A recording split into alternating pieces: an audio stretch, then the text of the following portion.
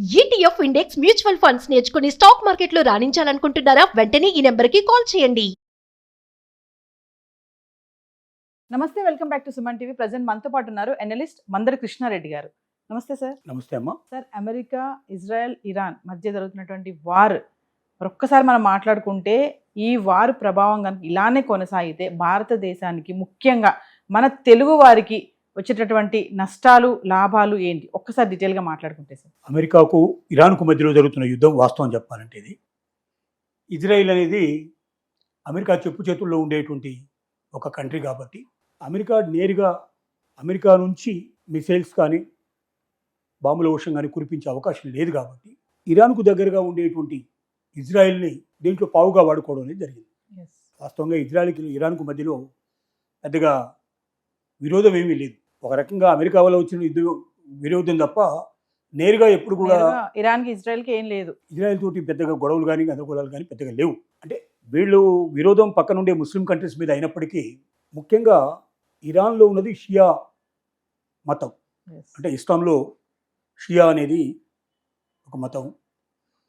ఈ షియా మతస్థులకి అధికారం కలిగిన దేశం ప్రపంచంలో ఇరాన్ ఒకటే, పెద్ద దేశం కూడా. 9 నుండి 10 కోట్ల జనాభా కలిగినటువంటి దేశం. సో కాబట్టి వీళ్ళకి పెద్దగా వాళ్ళకి మధ్యలో సంబంధాలు తక్కువ, గొడవలు తక్కువే. ఇప్పుడు జరిగింది ఏమిటంటే యుద్ధం ప్రారంభమైంది. దాంట్లో ఆయతుల్లా ఖొమైనీని చంపేయడం జరిగింది. మనకి ఇవన్నీ విషయాలు తెలిసినాయి. ఇప్పుడు మనం తెలుసుకోవాల్సిందల్లా ఈ యుద్ధం వల్ల భారతదేశానికి లాభాలైతే ఏమీ లేవు, నష్టాలే తప్ప. ఏమి నష్టాలు జరగబోతున్నాయి, తెలుగు రాష్ట్రాలకు ముఖ్యంగా ఎలాంటి నష్టం ఉండకూడబోతున్నది అని మనం తెలుసుకోవాలి. మొట్టమొదటి భారతదేశానికి జరిగేటువంటి నష్టం ఏమిటి అంటే చమురు రేట్లు విపరీతంగా పెరిగిపోతున్నాయి. ఎందుకంటే పక్కనే ఉన్నటువంటి జలసంధి, ఇది ప్రపంచంలో ఉండేటువంటి 30 నుంచి 40% చమురు కానీ గ్యాస్ నిక్షేపాలను కానీ ప్రపంచం నుంచి అన్ని దేశాలకు పంపించేటువంటి జలసంధి.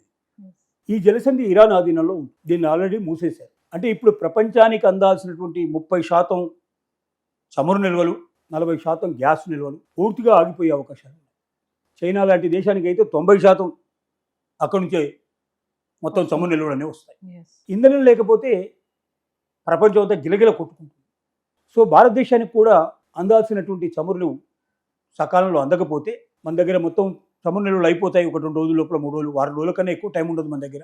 ఇప్పటికే యుద్ధం ప్రారంభమై 3-4 రోజులు అయిపోయింది కాబట్టి 3 డేస్ అయింది. ఇంకో 4 డేస్ లోపల మన దగ్గర నిల్వలు అయిపోతాయి. సో ఈ లోపలే మనం నిల్వలు తెచ్చిపెట్టుకోవాలి. $60 నుంచి $65 ఉన్నటువంటి ఒక బ్యారెల్ చమురు ధర ఆల్రెడీ $80 దాటిపోయింది. 60 నుంచి 80, ఇది 100కు వెళ్ళిపోయే అవకాశం చాలా దగ్గరకు కనపడుతుంది. అంటే $60 $100 అయిందంటే ఆటోమేటిక్గా డబుల్ అయిపోతున్నట్టు కదా. అంటే మనకి ఇప్పుడు దొరుకుతున్నటువంటి చమురు రేట్ ఏదైతే ఉందో, పెట్రోల్ కానీ డీజిల్ కానీ, ఇది 2 రేట్ అయ్యే అవకాశాలు కనపడుతుంది. ఈ 100 దగ్గర ఆగిపోతుందని చెప్పడానికి వీలు లేదు. ఇంకా ప్రొలాంగ్ అవ్వచ్చు, ఇంకా బాగా పెరిగిపోయే అవకాశాలు ఉండొచ్చు. ఎందుకంటే ఎక్కడెక్కడో ఉండేటువంటి నిల్వలు మనం తెప్పించుకోవాలంటే, ఒకవేళ ఇక్కడ నుంచి కాదు ఇంకా వేరే దేశం నుంచి తీసుకురావాలంటే చుట్టూ తిరిగి రావాల్సి వస్తుంది. ఇంకోటి ఇప్పుడు గల్ఫ్ దేశం మొత్తం టోటల్గా అట్టుడికిపోతుంది. అసలు అక్కడి నుంచి ఎక్కడి నుంచి కూడా మనం ఏ రకమైనటువంటి సాధనాల ద్వారా ఏమీ తెచ్చుకునే అవకాశం లేదు. అంటే ప్రపంచం చుట్టూ తిరిగి రావాల్సిన పరిస్థితి ఏర్పడుతుంది. అలాంటప్పుడు రేటు $100కి వెళ్తుందో $200కి వెళ్తుందో కూడా మనం చెప్పలేము. ఒకటి యుద్ధం ఎక్కువ కాలం కంటిన్యూ అయినట్టయితే చాలా ప్రమాదకరమైన పరిస్థితులు ఏర్పడే అవకాశాలు ఉన్నాయి. మొట్టమొదటిది చమురు రేట్లు విపరీతంగా పెరిగిపోతాయి.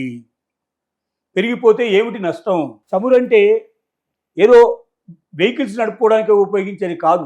ఒక వస్తువు ఒక ప్రాంతం నుంచి ఇంకో ప్రాంతానికి వెళ్ళాలంటే, ఒక సర్వీస్ ఒక ప్రాంతం నుంచి ఇంకో ప్రాంతానికి వెళ్ళాలంటే, ఏ మూమెంట్ జరగాల్సిన ట్రాన్స్పోర్ట్ వెహికల్స్ రోడ్డు మీద వెళ్ళేవైనా, లేక నౌకలు జలమార్గంలో వెళ్ళాలన్నా, లేక విమానాలు నుంచి వెళ్ళాలన్నా, ఏది వెళ్ళాలన్నా తప్పనిసరిగా ఫ్యూయల్ అనేది కంపల్సరీగా ఇంధనం లేకుండా ఏది జరగదు. కాబట్టి రేట్లు విపరీతంగా పెరిగిపోవడం ఏమవుతుంది? ప్రతి ఒక్క వస్తువు యొక్క రేటు పెరిగిపోతుంది, ప్రతి ఒక్క సేవ యొక్క రేటు పెరిగిపోతుంది. అంటే సామాన్య మానవుడు బతకడానికి అవకాశం లేని పరిస్థితులు ఏర్పడతాయి.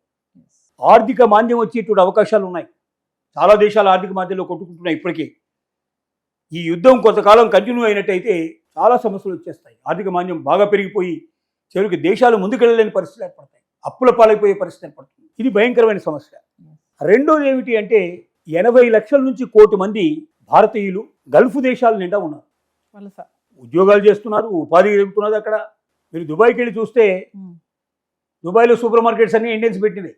ఎస్. హోటల్స్ అన్ని దాదాపు ఇండియన్స్ పెట్టినవే. సో మీకు ఎక్కడికి వెళ్ళినా ఇండియన్స్ యొక్క అవసరం అక్కడ బాగా ఉంది. 80 లక్షల నుంచి 1 కోటి మంది భారతీయులు ఉద్యోగం కానీ, ఉపాధి కానీ, తాత్కాలికంగా ఏదైనా పనుల మీద వెళ్ళొచ్చేవాళ్ళు కానీ, లేక టూరిజం మీద వెళ్ళేవాళ్ళు కానీ, మొత్తం కలుపుకుంటే 1 కోటి మంది ప్రస్తుతానికి అక్కడ స్టక్ అయి ఉన్నారు. బాంబుల వర్షం ఒకవైపు కురుస్తోంది. వాళ్ళని సురక్షిత ప్రాంతాలకి పంపించేందుకు ప్రయత్నం జరుగుతోంది. కొన్ని చోట్ల పంపించారు కూడా. వాళ్ళు ఏం చేస్తున్నారు, అక్కడి నుంచి ఫోన్ చేసి ఏం చెప్తున్నారంటే, మా పక్కనే బాంబులు పడుతున్నాయి, ఏ క్షణంలో మా మీద పడతాయో తెలియని పరిస్థితుల్లో మేము ఉన్నాం, మమ్మల్ని రక్షించండి, మమ్మల్ని తొందరగా ఇక్కడి నుంచి తీసుకెళ్ళండి అని వేడుకుంటున్నారు. విద్యార్థులు చాలా మంది చదువుకోవడానికి వెళ్ళారు. అక్కడ ఎంబీబీఎస్ లాంటి కోర్సులు, రకరకాల కోర్సులు చాలా తక్కువ ధరలో దొరుకుతాయి అక్కడ. మన దగ్గర కోట్లు పోసుకునే దానికన్నా అక్కడ 10 లక్షలు 25 లక్షల లోపల పూర్తి అయ్యే అవకాశాలు ఉన్నాయి.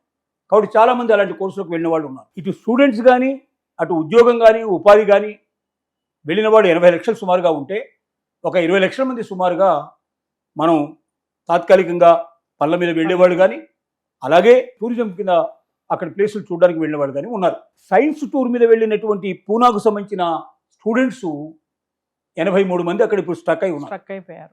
దుబాయ్ లోపల స్టక్ అయి ఉన్నారు. ఫ్లైట్స్ కూడా ఆపేశారు. మొత్తం ఫ్లైట్స్ అన్ని ఆగిపోయినాయి కంప్లీట్ ఎక్కడికెక్కడ. ఈ పరిస్థితుల్లో వీళ్ళ రక్షణ చాలా ఇంపార్టెంట్. 1 కోటి మంది భారతీయులు విలవిల్లాడుతూ ఉంటే అక్కడ మన దేశం చూస్తూ ఇక్కడ కూర్చోలేదు. వీళ్ళలో ఏదైనా కొంతమంది చనిపోతే అందరం బాధపడాల్సిన పరిస్థితి ఏర్పడుతుంది. వీళ్ళని సురక్షితంగా ఎలా తీసుకురావాలనేది ఇప్పుడున్న పెద్ద ప్రశ్న, దేశం ముందు ఉన్న ప్రశ్న. ఇది రెండో విషయం.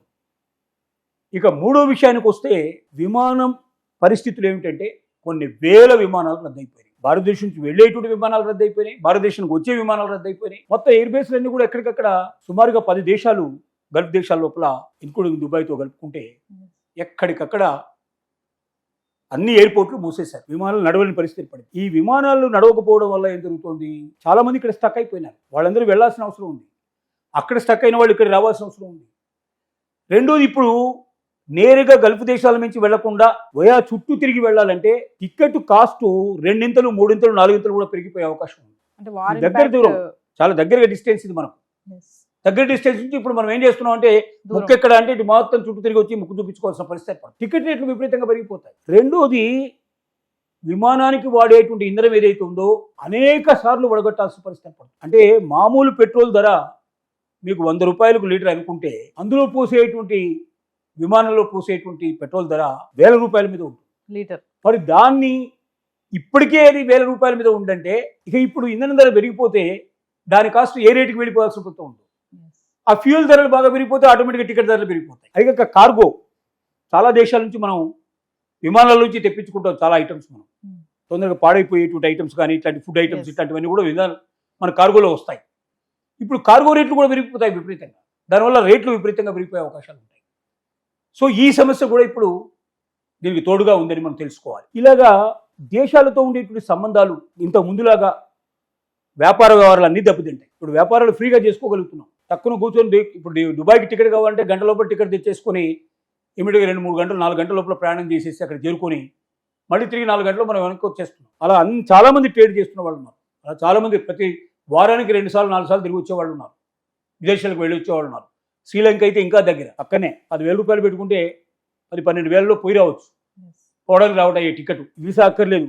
ఒక అరగంటలో టికెట్ తీసుకొని ఫ్లైట్లో ఎక్కి వెళ్ళిపోయి మళ్ళీ అక్కడ ఎంజాయ్ చేసుకొని మళ్ళీ సాయంత్రం వచ్చేవాళ్ళు, రాత్రి వచ్చేవాళ్ళు కూడా ఉన్నారు. ఈ మొత్తం ప్రయాణాలన్నీ ఎక్కడికక్కడ ఆగిపోతాయి. సో ఏదేమైనా సరే, యుద్ధం వల్ల మాత్రం మన భారతదేశానికి, అందులో ముఖ్యంగా తెలుగు విపరీతమైన నష్టం. తెలుగు వాళ్ళకి ఏంటంటే ముఖ్యంగా దీంట్లో తెలుగు స్టూడెంట్స్ చాలా మంది స్ట్రక్ అయిపోయారు. అక్కడ చాలా స్టక్ అయి ఉన్నారు, చాలా చోట్ల స్టక్ అయి ఉన్నారు.